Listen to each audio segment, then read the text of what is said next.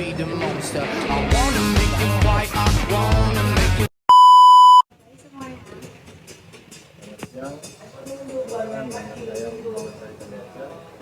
Saya bilang sini kemana?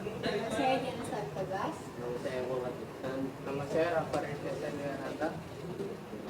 Sini kelompok kami ini menjelaskan tentang Museum Kebangkitan Nasional. Di video kali ini kita berada di ruangan audiovisual.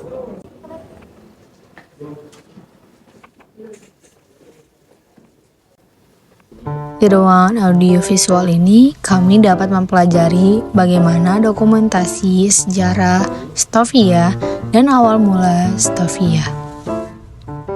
Kebangkitan nasional di Stovia tercermin dalam peran mahasiswa dan alumni Stovia dalam perjuangan untuk kemerdekaan Indonesia.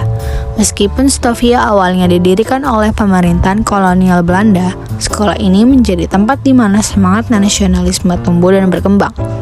Para siswa Stovia, terutama setelah kebijakan penerimaan siswa pribumi diperluas pada tahun 1873, menjadi lebih terlibat dalam gerakan kebangkitan nasional.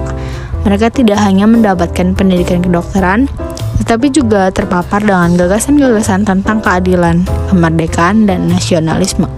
Banyak mahasiswa dan alumni Stovia yang kemudian terlibat dalam organisasi-organisasi nasionalis seperti Budi Utomo, Sarekat Islam, dan Jong Java.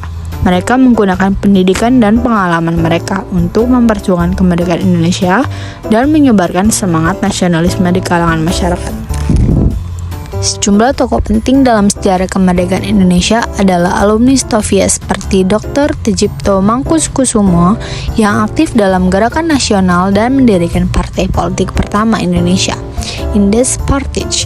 Para mahasiswa dan alumni Stovia juga terlibat dalam penulisan dan penerbitan surat kabar dan majalah yang mempromosikan gagasan-gagasan kebangkitan nasional. Oleh karena itu, Stovia tidak hanya menjadi tempat pendidikan kedokteran, tetapi juga menjadi katalisator bagi kebangkitan nasional di Indonesia.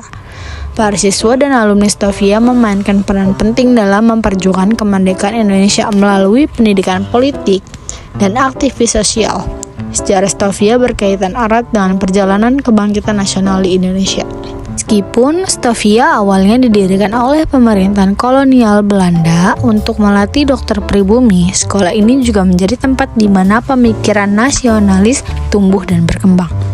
Pada awalnya, Stovia hanya menerima siswa dari kalangan Eurasia dan Eropa, tetapi pada tahun 1873, kebijakan tersebut diubah untuk juga menerima siswa pribumi. Hal ini menjadi awal bagi pribumi Indonesia untuk mendapatkan pendidikan kedokteran formal.